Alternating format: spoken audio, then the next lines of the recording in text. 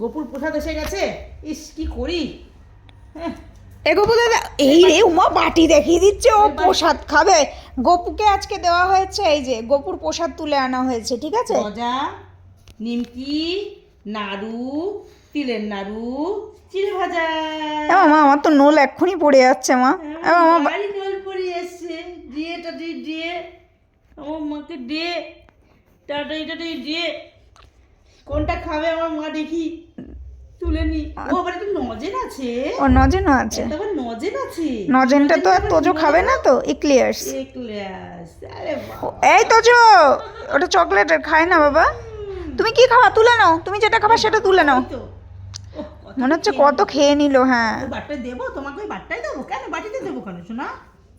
হ্যাঁ এ আমার মাকে জামাটা পরে দেখো কেমন লাগে। হ্যাঁ ভালো কথা। বলো, সবাই দাঁড়া দেবো।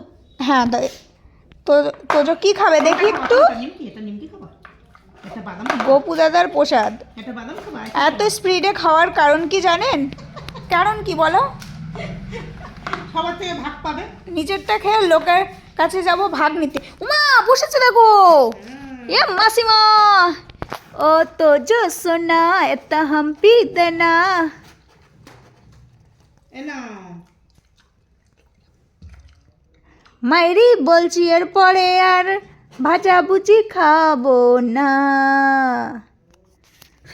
চল এবার আমরাও খাই একটু।